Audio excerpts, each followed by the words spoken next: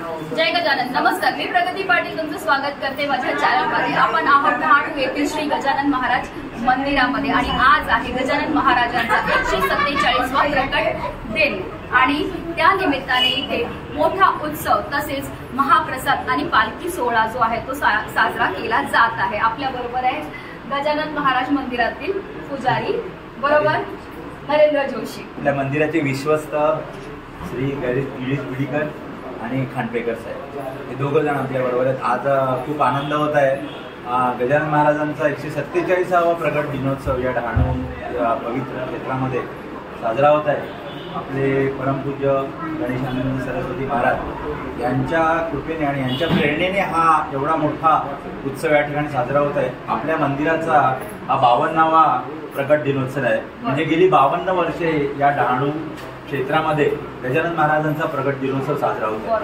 या प्रकट दिनाकरता किती भाविक येत असतील? साधारणतः 4 ते 5 हजार भाविक, 5 ते 6 हजार, म्हणजे आपण हजारोच्या संख्येने भक्त येतात. कारण महाराजांच्या भक्तींची मोजदाद महाराजच करतील, आपण नाही करायला. अजूनही महाप्रसाद चालू आहे. दुपारी 12 वाजता सुरू झालेला महाप्रसाद अजूनही चालू आहे. भक्तांची लीक चालू आहे. कारण तुला माहितीच आहे की सध्या 12वीच्या परीक्षा चालू आहे आणि गुरुवार आहे. त्यामुळे भक्त जशी सवड मिळेल तसे महाराजांचं दर्शन घ्यायला येतात आणि महाराजांचं दर्शन उघडच आहे. सकाळी महाराजांची काकडा आरती, अभिषेक, स्नान, त्यानंतर महाराजांची पूजा आरती, नंतर महाराजांचा भंडारा हा झाला आणि कीर्तन झालं एक सुश्राव्य आणि त्यानंतर भंडाऱ्यांनी सुरुवात झाली आणि भंडारा साधारणतः 3 वाजेपर्यंत चालला, महाप्रसाद भंडारा. आणि नंतर पालखी सोहळा झाला संपूर्ण डहाणू गावामध्ये पालखी. आणि त्यानंतर आता पालखी परत येईल आणि भंडारा अजूनही चालूच आहे. आणि असा हा आनंदाचा सोहळा आहे. या सोहळ्यामध्ये डहाणूतील आणि डहाणूच्या आसपासच्या पंचक्रोशीतील हजारो भाविक माझ्याबरोबर आपणच बोलत राहिलं तर ज्यांच्या अथक परिश्रमामुळे हा उत्सव साजरा होतो.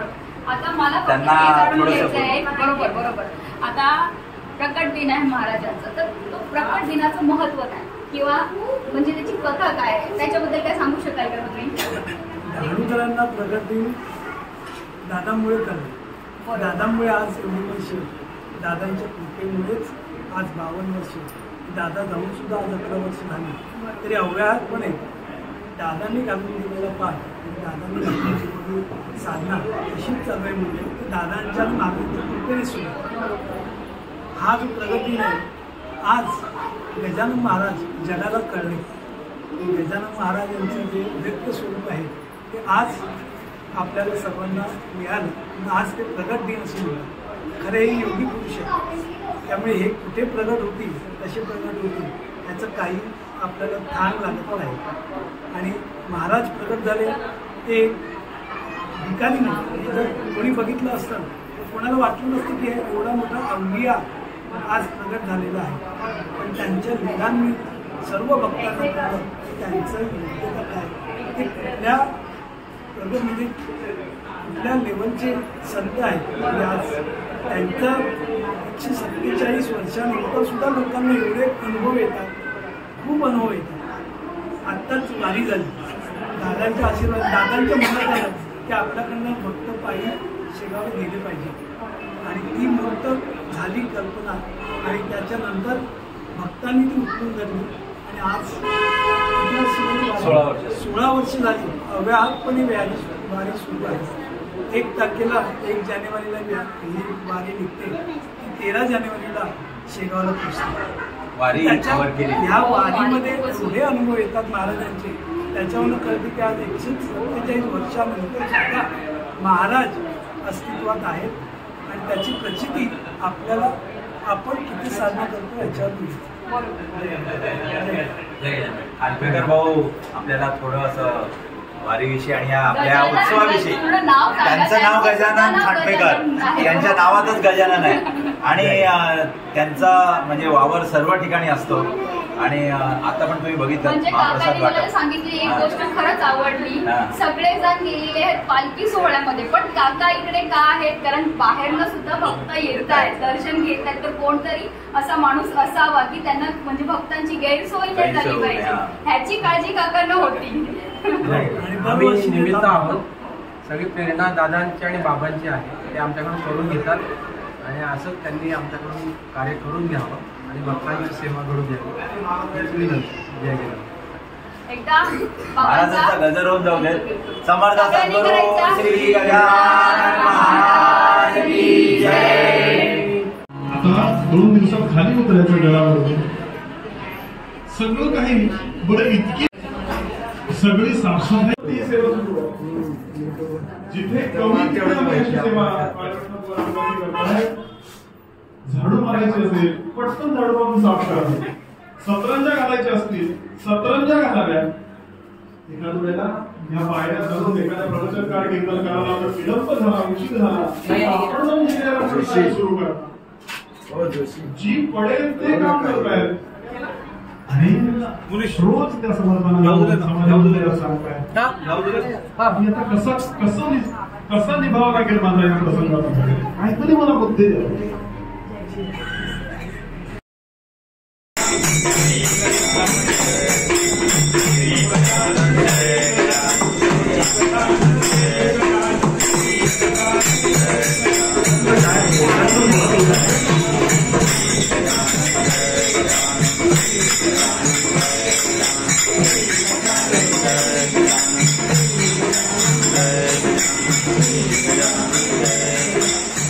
समर्थ म्हणून नमस्कार केला. काय लिहिला बरोबर महाराज सरकार ऐशी स्थिती झाली खरी सिनेमातल्या खेळात. वरती बघावं तर पाठीवरती केशसंभार रोग गळ्यामध्ये रुद्राक्षाच्या त्या पत्रावळी सगळ्या मांडलेल्या होत्या आणि त्या सगळ्यांची पंक्ती उठल्यानंतर ज्या पत्रावळी बाहेर टाकायच्या तिथे काय झाला चमत्कार हो. कसे आले कुठून आले काहीही कळलेलं नाही. पण गजानन महाराजांची तपोभूमी नावाची जिथे त्यांनी तपश्चर्या केली गजानन महाराजांनी ती आजही आपल्याला बघायला मिळते. आपल्याला कधी शक्य झालं तर तिथे जाऊन बघा, दर्शन घ्या महाराजांचं. नाशिक जवळ कपिलधारा तीर्थ नावाचं तीर्थ आहे. तिथे गजानन महाराजांनी तपश्चर्या केली आणि आता अचानक प्रकट झाले महाराज. आणि काय करत होते महाराजांच्या पोथीत सुद्धा याचा उल्लेख आहे की जणू काही जड भरतच पुन्हा या रूपामध्ये प्रकट झाले. कारण तसेच होते, अवलिया होते, एकच वस्त्र अंगावरती आहे. आणि त्या ज्या पत्रावळी दिलेल्या होत्या त्या पत्रावळी जिथे टाकलेल्या होत्या त्याला जे अन्न चिकटलेलं होतं ते अन्न खाताय. आणि कुणी ओळखलं महाराजांना, कुणी ओळखलं. कारण संतांना ओळखणं कठीण आहे. कुठून कसे प्रकट झाले काही कळलेलं नाही. पण त्यांना ओळखलं मात्र कुणी तर त्या बंकटलालांनी ओळखलं. असे संत त्यांना ओळखणं कसं कठीण आहे. राखेकांचा निखारा ज्याप्रमाणे ओळखणं कठीण आहे त्याचा दग्ध फक्त पायाला त्याचा दाह झाल्यावर लक्षात येतं की इथे निखारा होता. अगदी त्याप्रमाणे या संतांचं प्राकट्य तुमच्या माझ्या उद्धारा करता कसे संत कृपा करतात. जणू काही जडभरतांनी पुन्हा अवतार घेतला. महाराजांच्या पोथीचा आधार घ्यायचा झाला तर असे अवलिया गजानन महाराज. काय चिंतन सुरू आहे महाराजांचं प्रकटीकरणाच्याच वेळेला की हे अन्न कधी वाया घालवू नका. कलियुगामध्ये सगळ्यात महान दान जर कुठलं असेल तर ते अन्नदान आहे. कारण जेवढं आपण अन्नदान करू तेवढा वेळ तो जीव जिवंत राहतो. म्हणून अन्न कधी वाया घालू नका. कारण अन्न हे पूर्ण ब्रह्म. जो पूर्वरंगाचा आपण श्लोक घेतला ब्रह्मानंदम, ते सगळ्याचा सूक्ष्म विचार करतात संत मंडळी. अन्न हे पूर्ण ब्रह्म आहे, ते कधीही वाया जाऊ नका. हा पहिला आल्या आल्या प्रकट झाल्या हा संदेश तुम्हा आम्हाला पोहोचवतात. असं हे प्रकटीकरण गजानन महाराजांचं होतं. आणि इथून पुढे अनेक लीला गजानन महाराज तुमच्या माझ्या कल्याणाकरता करतात. अनेक चमत्कार घडलेत महाराजांच्या चरित्रामध्ये. आणि आता या 100-200 वर्षामध्ये होऊन गेलेले सत्पुरुष आहेत. लोकमान्य टिळकांना सुद्धा मार्गदर्शन करावं.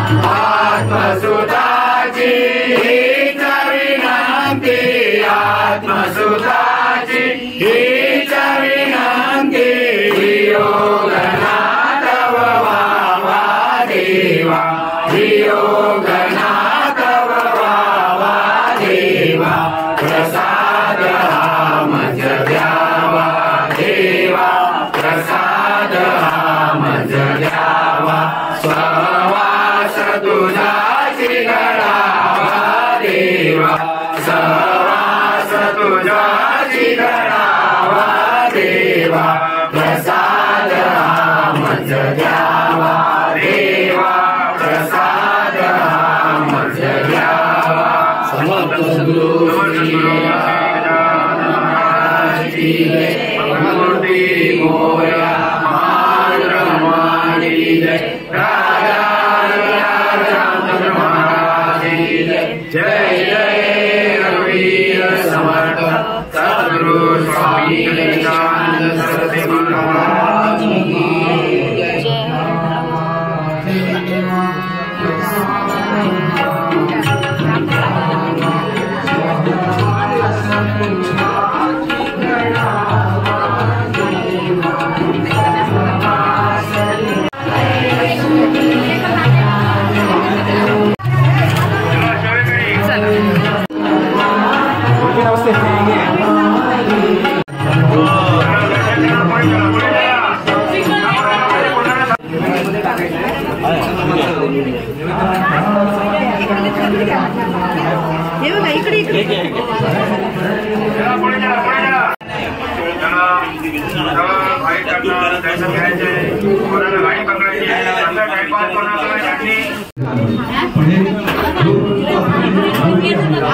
ज्येष्ठ नागरिक ज्यांचे दर्शन झाले त्यांच्या पुढे चला सुद्धा मध्ये थांबू नका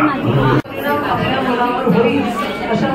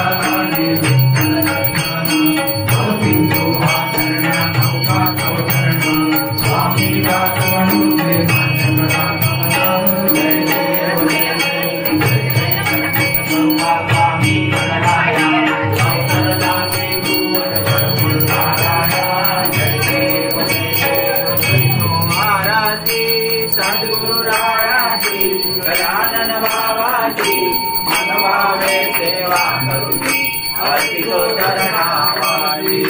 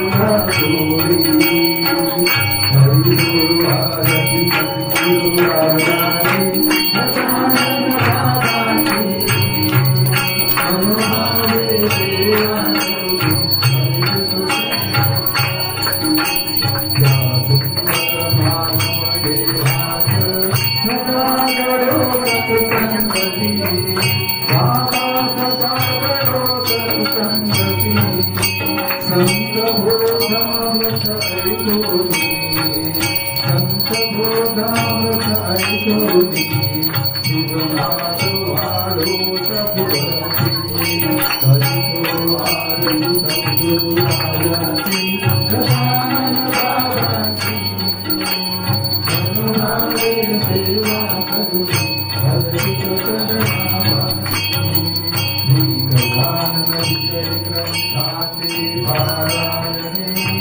नामाचा निरंतर जाप लागो बाबा नामाचा निरंतर जाप लागो सर्वभूती तुलाच बघुनी सर्वभूती तुलाच बघुनी नित्य कर्म शुद्ध वाणी करुणो आरती सद्गुरुरायाची गजानन महाराजी हनुमान सेवा करुणी अर्पित करणापासून श्री सद्गुरु गजानन बाबा पूजा करणी श्री प्रार्थना बाबा ही प्रार्थना स्वामी मने अंत समये स्वामी मने अंत समये